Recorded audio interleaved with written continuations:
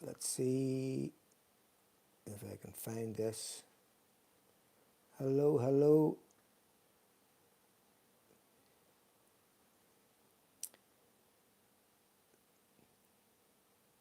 Good, there we go. We're on. And I think all the signal is all okay, I think, for the volume. A lot of noise there, but hopefully that's okay. Anyway, here we go. First of all, I want to say, I want to apologize actually if you hear background noise. We've got really heavy rains here at the minute, just came on in the last 20 minutes. Thunder and lightning storms, so if the power goes off, or the internet goes off, well, we know what's probably caused it. Other than that, I think we'll just get into this.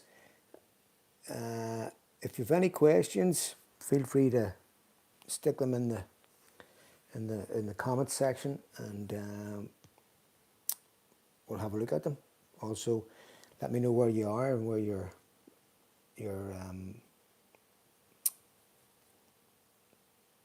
you're based. And okay, let's move this across away a wee bit so we can get the whole guitar in a bit better. Right, have we got sound?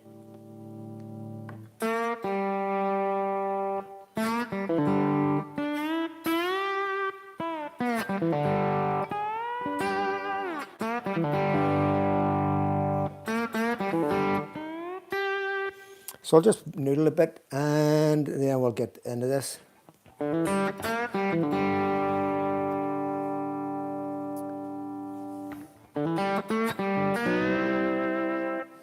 There we go.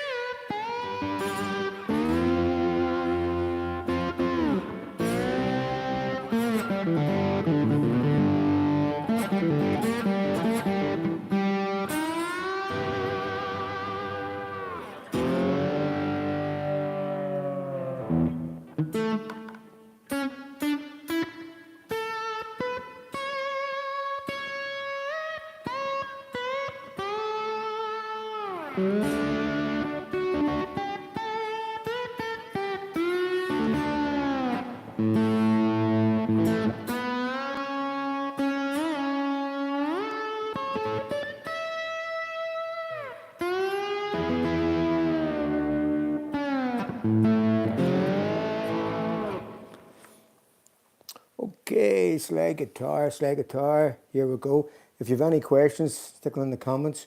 What I'm going to do is basically go through just some things that you can think about when you're playing slide, or whether you're just getting into it or you've been playing a bit. First of all, probably the first thing I can think of is the type of material for the actual bottleneck. The bottleneck, well, the very word bottleneck, it's sort of, you imagine just come from the neck of a bottle. And in fact, I actually had a couple of really good slides that were cut from actually sherry bottles. But the glass ones, or a glass alternative, I like these Pyrex Jim Dunlop 218. I like them simply because well, they come in a variety of thicknesses and sizes. I'll talk about that a bit more in a minute. But I like those there.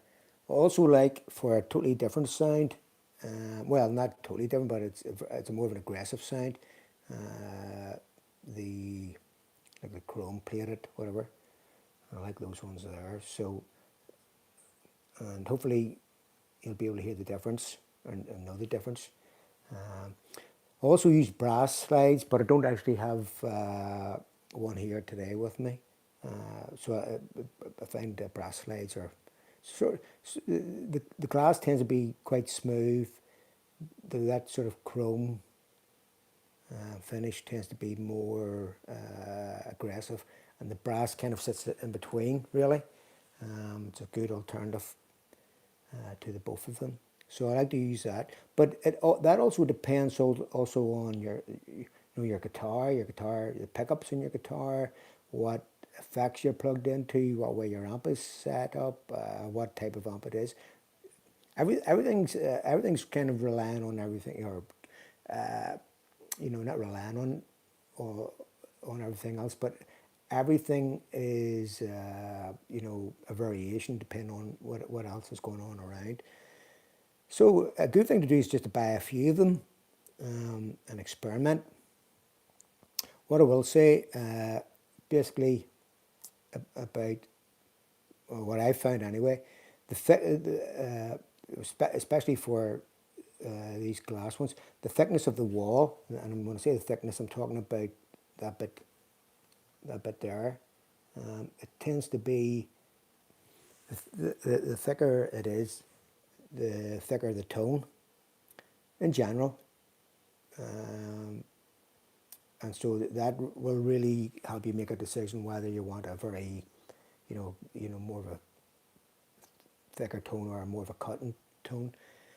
They do sound different. I can hear the difference, so that's a big factor. For this one, I've actually gone for a thinner wall, simply because I have one with the same thickness of wall as this one, but when I put on the finger, flip me, it was so hard just to keep on the finger, just so it was clunking around the fretboard. Very, it's a great sound slide, but hard to control and sore on the fingers. So, but I think it's just a matter of playing around and finding what suits, what you like. So that's a personal thing. What I'm going to do is I'm going to go through some of I'm going to play a bit and let you hear the difference. But in fact, you know what? If we just do a quick comparison now, just quickly, let you hear it. Okay, let's see.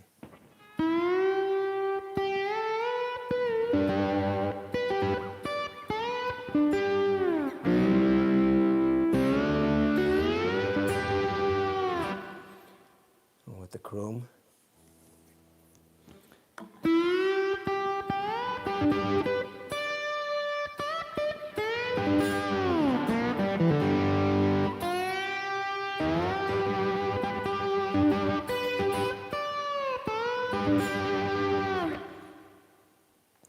So it's maybe actually hard to pick up via the internet, but that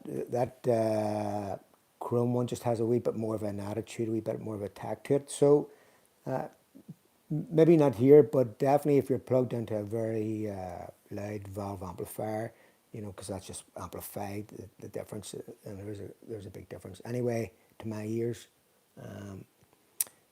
So just say play around with different ones till you get one that you like. Okay, so that's the kind of the material. Which finger do you use? Whichever one you prefer, first, second, third, or fourth. Joe Walsh, who else? Joe Walsh, Bonnie Raitt, I think it's like on the middle finger. They play like that there. And I've watched videos of Rory Gallagher, one of my favourite guitar players, and I've seen him in his early days playing a glass one. It's not this one. It's not this particular type, but it's a glass one, and he's using the third finger. And then I've seen him later years, on video on YouTube. You can check it out. I see him using one of these types, and he's using the little pinky. The advantage of using the little pinky for this is it allows you, to kind of play chords and whatnot. It gives you more opportunity to play, just ordinary notes.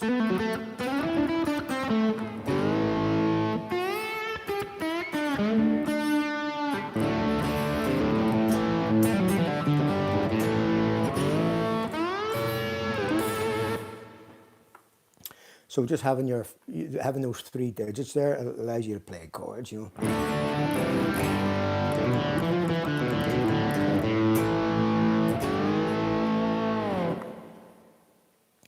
Also, not always, but a lot of time when I'm playing, if I'm using the Chrome, I'll tend to use the pick and fingers, pick and or fingers.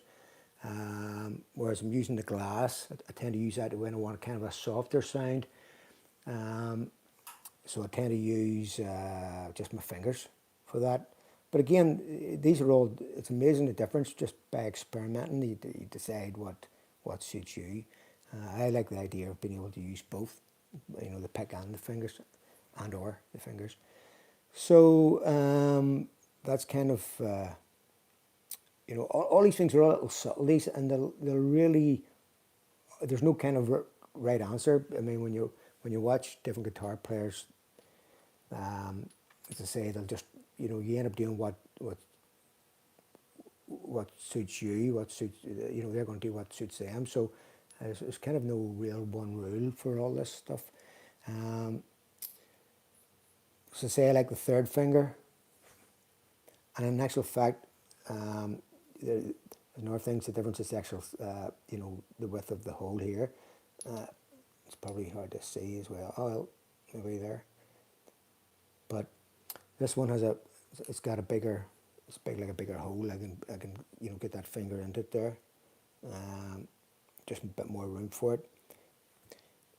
For the pinky, I prefer it just to be a bit more narrow, because then it's not, when it's on the pinky, it's not, you know, kind of flapping about, and you know, I've got better control over it. Again, just all subtleties. Well, there's Jeremy, good man, Jeremy Bishop. Just saying hello there, Jeremy. He actually built this guitar. It's a T style, obviously. Beautiful guitar. Jeremy is based in Northern Ireland. You'll get him on Facebook. You know, Jeremy Bishop Guitar Builds. You check him out, and he has guitars already built to sell, and obviously he can build to order as well. But he puts these things together. We'll have this T style. Just got it the way I want it. It's sort of does everything I need it to do, and is as good as any custom shop built guitar I've ever played, definitely. So the pickups in it, by the way, I've got bare knuckles. So I really like bare knuckle pickups. Been using those for years, and other guitars as well. But I can't sing their praises enough either. But this guitar is very versatile, and actually suits this. You know, with the style, the bottleneck. What I found, I've got the action quite low and the neck quite straight. I do all my own adjustments, and I've got the neck really quite straight, just to make the guitar as easy as possible for myself to play. But you know, if you were doing something specific, or if I was doing something specific in a studio, or I was doing a gig where I need a second, you know, I need a second guitar for a slide, I'll probably set the height of the strings, you know, set the action higher, set the strings higher, just to make it easier, so I'm not getting clunking sounds across the fretboard. But anyway, no, this is a great guitar for this, sort of best of both worlds. I can play it relatively easy, and I can use it for slide. So the size of the bottleneck, you know, the weight of it, the wall thickness, all those things really affect the tone.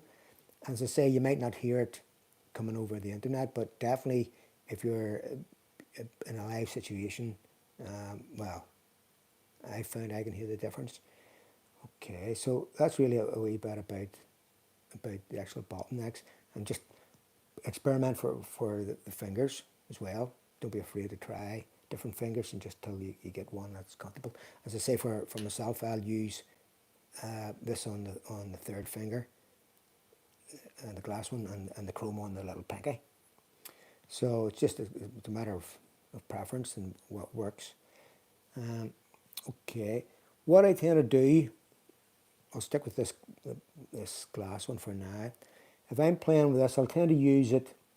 Well, in fact, before we get into kind of what I use them for, let's have a look at just approaching your practice for slide playing, and some things you can do. What I'm going to do is I'm going to put this on a relatively clean sound.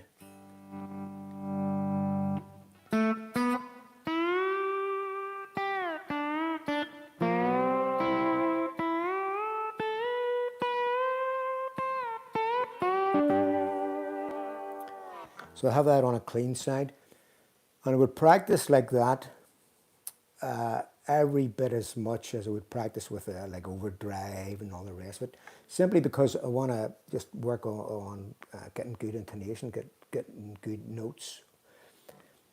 When you're actually using the slide, a couple of things to work on is just make sure you're playing over the fret, the actual fret, and not in the box. So if I want to go to this fret, I'm going to be playing. I'm not going to be playing there. I'm going to be playing over the fret.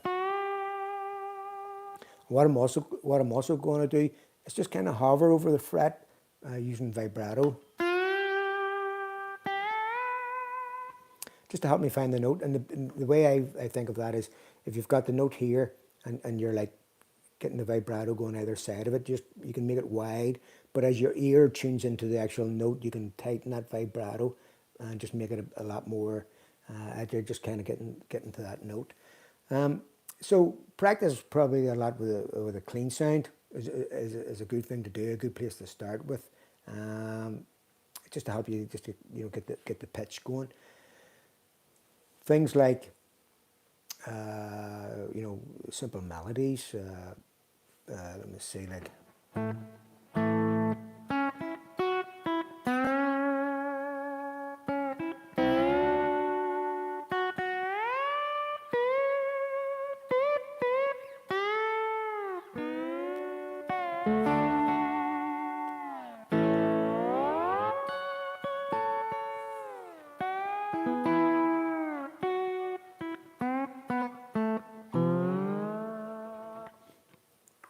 With using a clean sound like that there, it's very unforgiving. You really have to, makes you think about your pitch and getting focused on being in tune with your notes. So, I mean, you could take something like, simple melodies, Happy Birthday, let's say.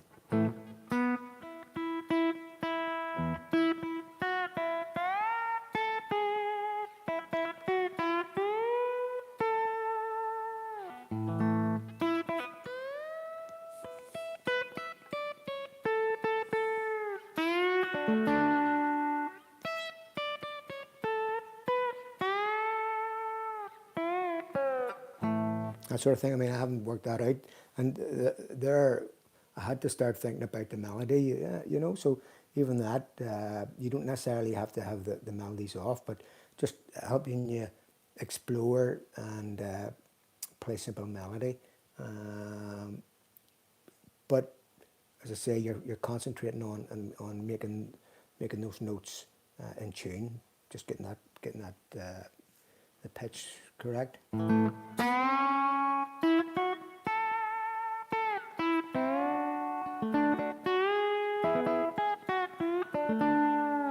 What I tend to do as well, and it's especially important when you're using an overdriven sound, is make sure that you're dampening the other strings. You use the other fingers of your left hand or your fretting hand if you're playing if you're a southpaw,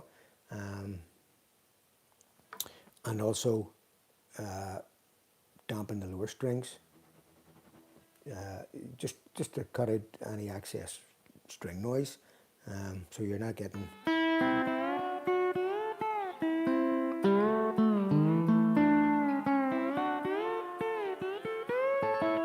that sort of thing, which sounds a lot worse when you have an overdrive or overdriven sound. So I would say just work on single notes.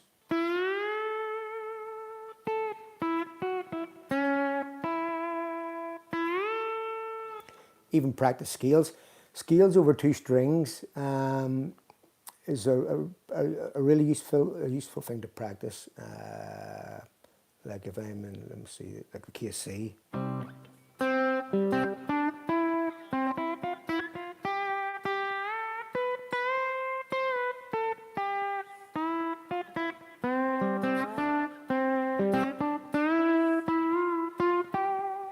That sort of thing. Because obviously with playing slide, a lot of time you're not going, you know, with scales or with the normal lead playing. We tend to be playing, you know, kind of up and down over the fretboard like that there.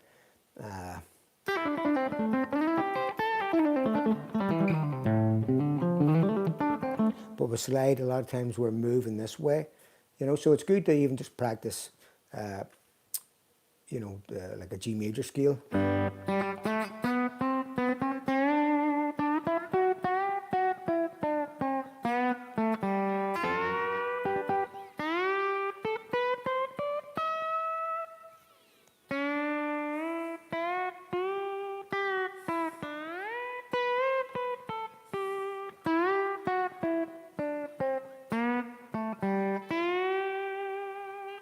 That sort of thing, and just being able to think of, as I say, your scales over two strings. Then, so you can start using kind of notes around.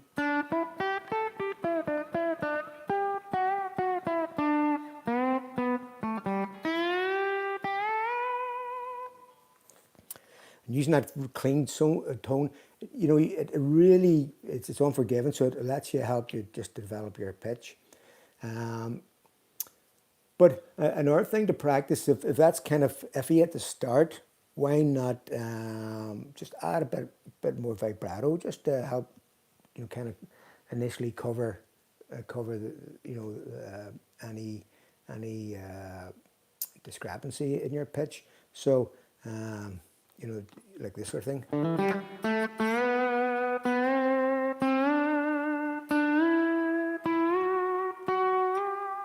You know, where you're just adding a bit more vibrato, and eventually you can get that to the point where you can play, you know,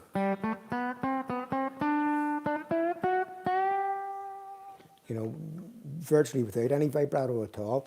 And that's just it's, you know, that's kind of a really precision thing. And then obviously the extreme of that is using lots of vibrato, which I do as well. But you know, by that stage, if you worked at that pitch, it really means you've got sort of better control and you have a bit more confidence on what you're doing. So just talking about the vibrato for a second, you know, you can go wide with it, like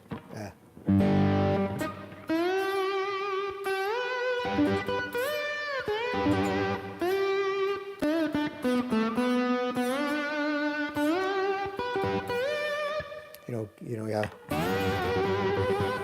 that sort of thing, or kind of more narrow.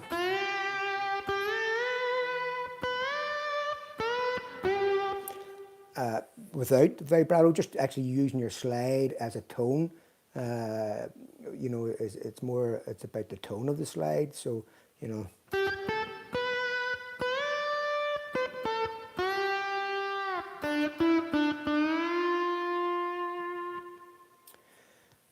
So, you know, there's a lot of kind of subtle possibilities with it. So I would tend to use, as I say, that glass one if I'm playing kind of things more sweeter, less hectic sounding. I just like that sound.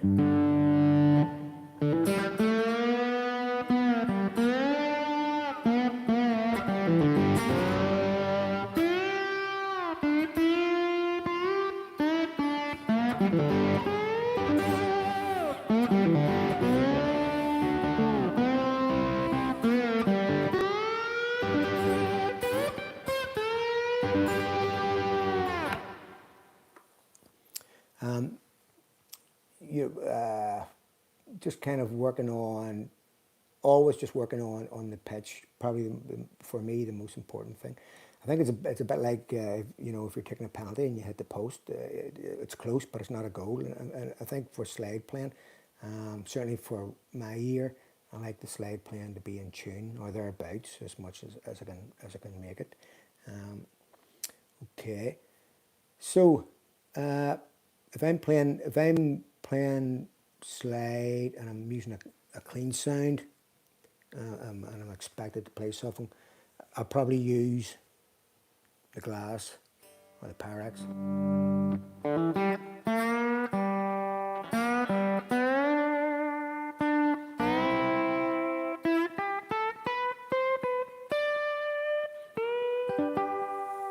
Just trying to, you know, keep it sweet. If I'm playing kind of a southern rock thing, or you know, again, I'll use that. But if I'm going on and I'm wanting to play something a bit more kind of with attitude, I'll probably, you know, pick this boy up, so say, and just a bit more weight to it. Somebody else has joined us. Okay, Robert, sounds amazing. Thank you for the inspiration. Oh, thanks for jumping in, Robert. Appreciate it. So what I would probably do when I'm using this, a lot of time I'll use this, a pick, guitar pick. So, and I'll just dig in a bit deeper with it as well.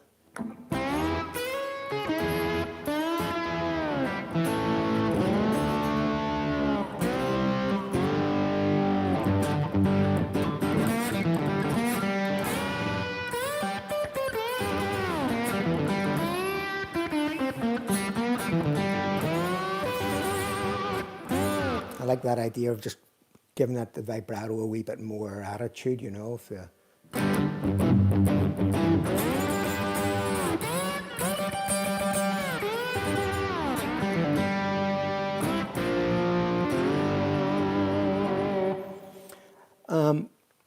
You've got lovely little chords, double stops, lots of double stops. The ones I like, let's do this here.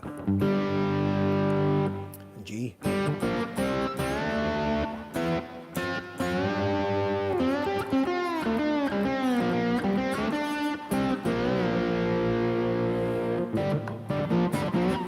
Just using the G and D strings and just pairing those off.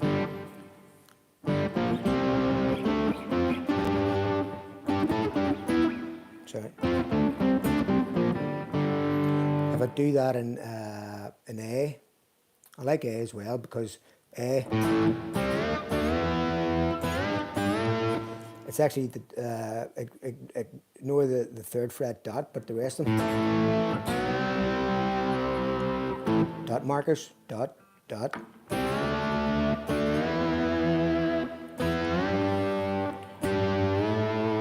So it's a minor pentatonic in A.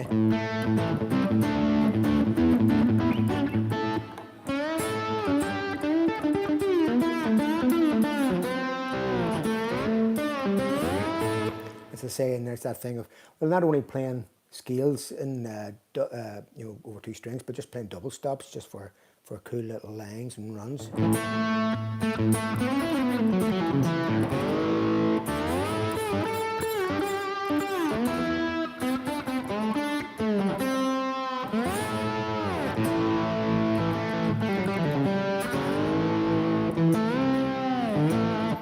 I like to do that as well on the D and A string.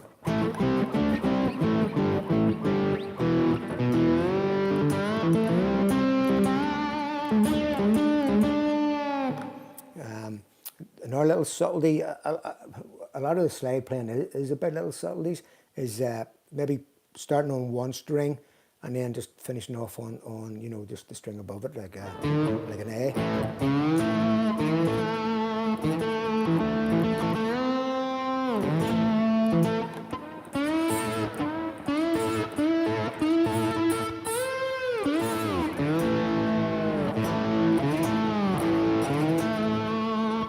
That sort of thing. If I was doing it with this slide, probably plotting out the D, the B, G, and D strings, like little chord shapes: G, C, D.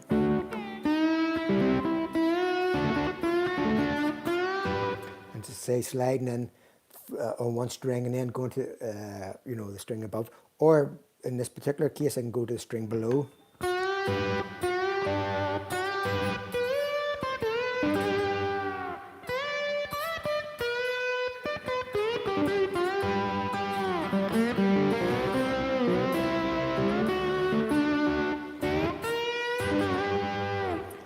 And there's a lot of real estate over these, over this fret and just the fret below, and all those kind of notes in between. Which seems ridiculous because it's a semitone, but there's kind of a lot of subtleties, room for playing in there. You know.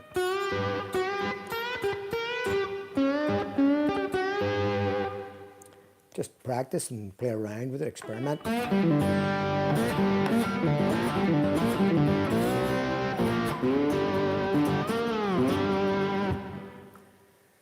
Okay, so the whole thing for me is slide guitar. Everybody's individual. When you listen to Rory Gallagher play compared to Warren Haynes, by the way, at the minute I'm in standard tuning. I used to play a lot of guitar in open tuning, but I would have carried it. If I was gigging, I would have carried a second guitar for that. And if I was doing stage work, I was doing any theatres with a band, and the occasion allowed me to have more than one guitar on this on the stage. I might bring a guitar just tuned especially for slide playing, have a slightly higher action. But at one point, quite a long time ago, I thought, you know what, instead of worrying about that, having to bring this second guitar for slide, just stay in standard tuning and just practice, just exactly as you do. You just practice your scales or whatever, all your licks. Just practice them the same way as you do normally. So like if I, A. The good thing about playing in standard tuning, it allows very, very easily for your minor keys as well. Like, so if you're in A minor, you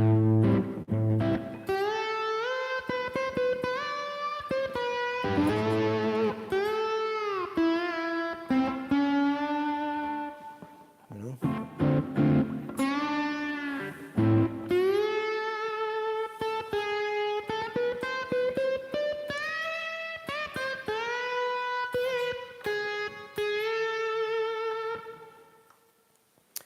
So that's kind of a plus, because I was playing one time and I was thinking, you're sort of limited. Well, I was limited anyway.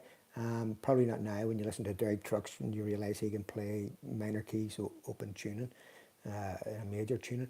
But I thought just do the Warren Haynes thing and just play in standard tuning and just practice.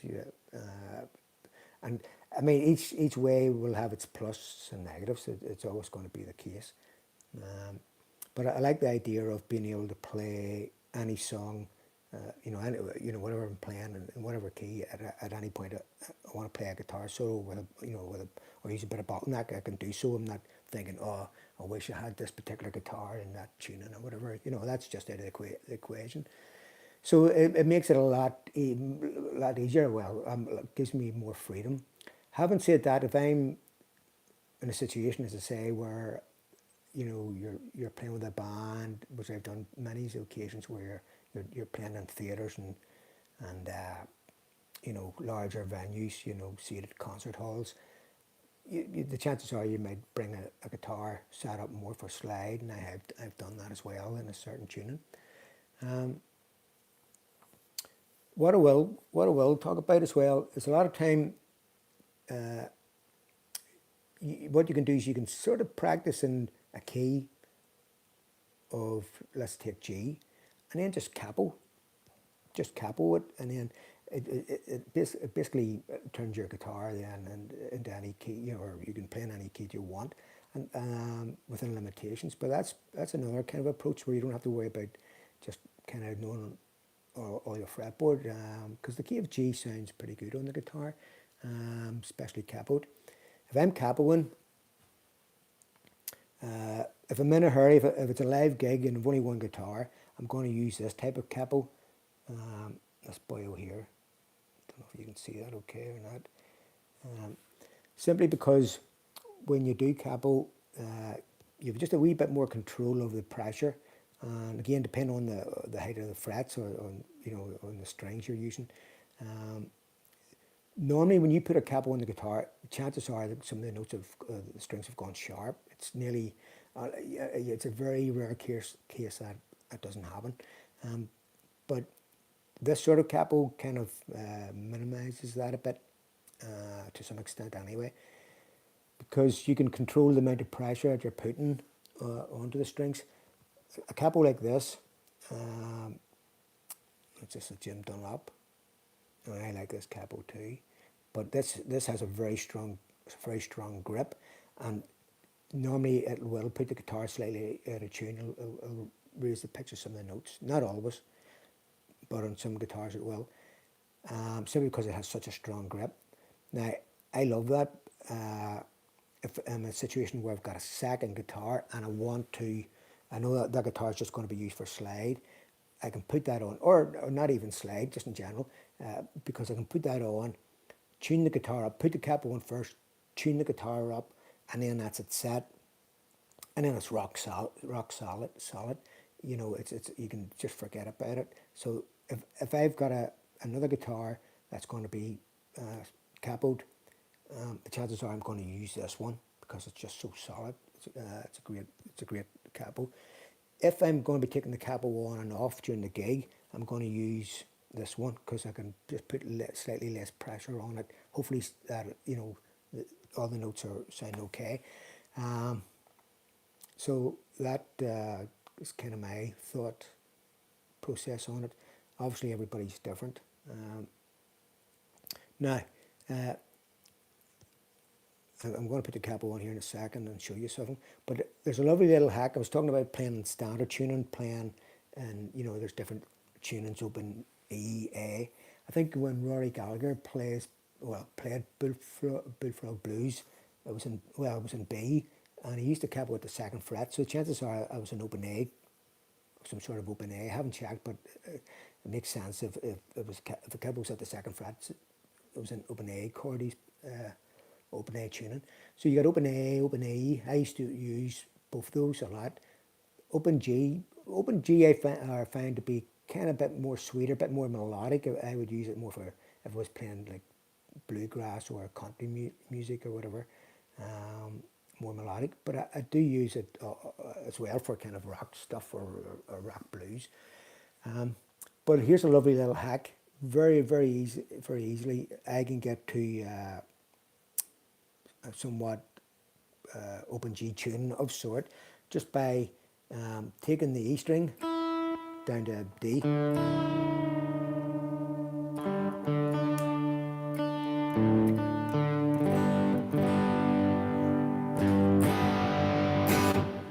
and that's so quick. You don't have to worry about all the other strings. I mean, you still got your two low strings are still going to be kind of standard for playing, but by dropping that high E string down a tone, it just gives you a lot more possibilities, in terms of sound and just generally in what's available at your fingertips. Like.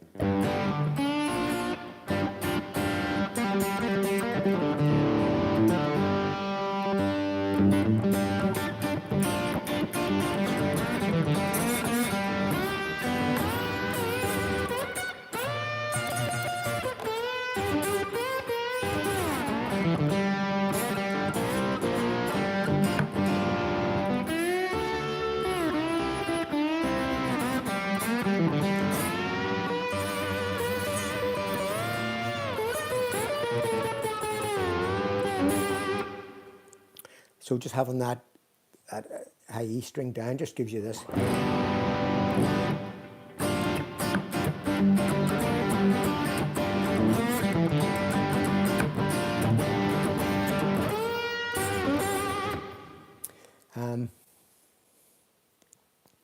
what I like to do is a couple of little wee kind of stock things that I have there. I like the idea of with this tuning, that would be my normal G, but now it's an F note.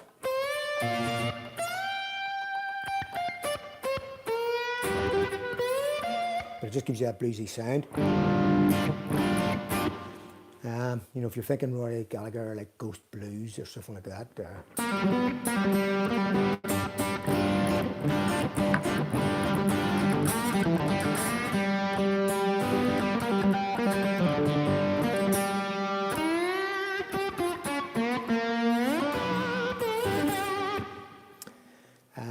If I capoed the guitar now at fret 4, and I'm still playing in G, but now because I've got the capo, it's the key of D. I get that Bullfrog blues sort of thing. To say not exactly how he played it because he had the capo at fret 2, but it allows me to, you know, if I want to play that, just to access it very quickly or thereabouts.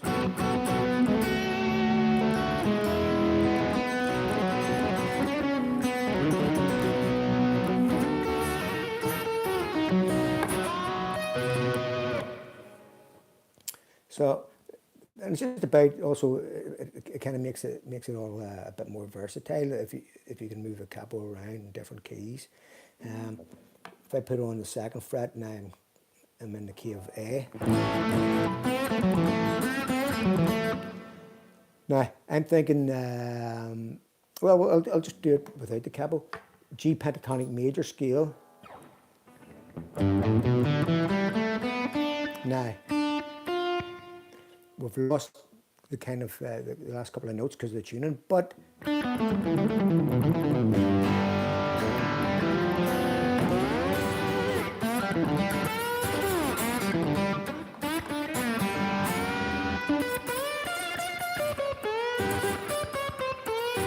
there's that little thing I like to do is just over I mentioned that, but I don't think I showed it, over 4 frets.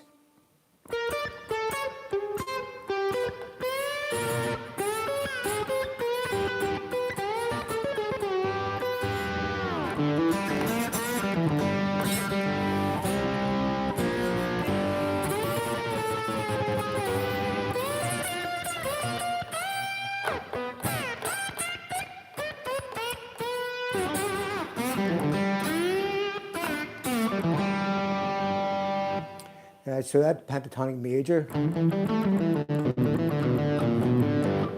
add that wee little like minor 3rd note to it to give it a wee bit of a bluesy country.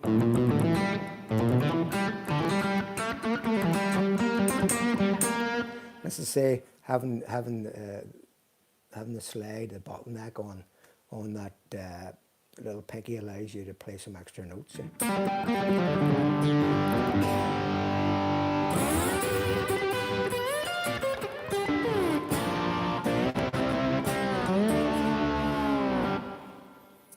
Let's put the capo up, fret 4.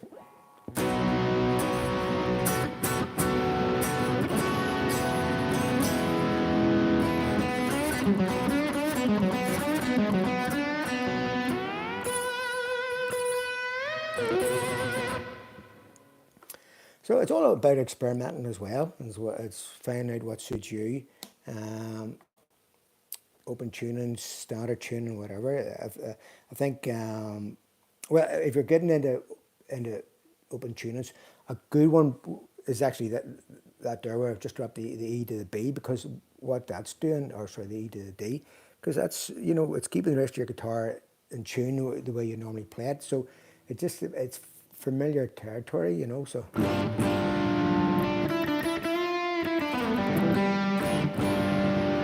So then when you do use a bottleneck, you know, you're kind of familiar already. You're not having to worry about learning new patterns, which is always good. If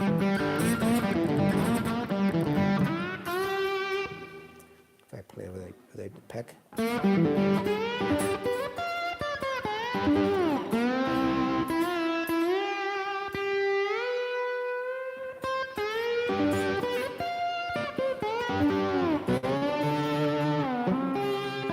because that the good thing about that tuning is it gives you the chord. I've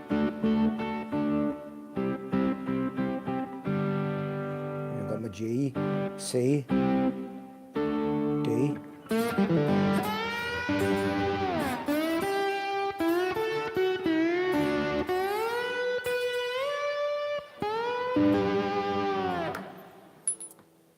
Yeah, I will actually, I can't make up my mind which I prefer. I enjoy using both of those. I just like the difference and in the sound. And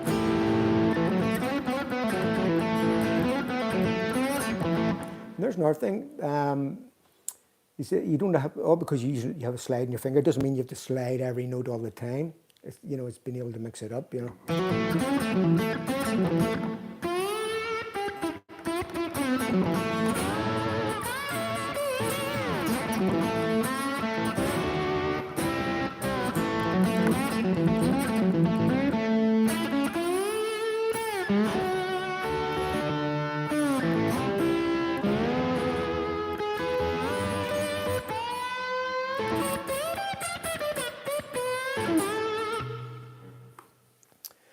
If I'm playing with that, I tend to use a more aggressive vibrato. And then, as I say, the opposite of that, if I'm playing something clean, just using, more relaxed vibrato.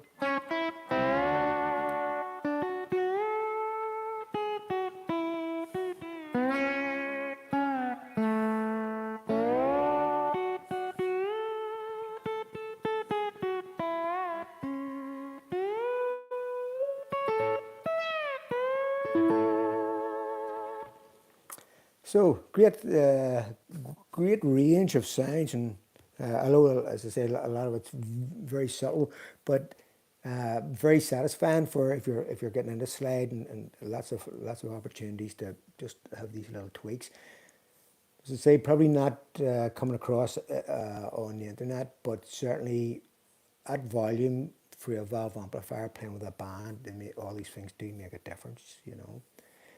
So there's been no questions. But no questions. Stick down where you've been watching this from. If you're watching this on a repeat, let me know as well what part of the world you're from, because we're getting comments from all over. Thankfully, the storms passed. We had black clouds there and a lot of thunder and lightning for a while, but we held out. So, and it's gone. The sun is shining. So I'm away to enjoy the rest of the weekend.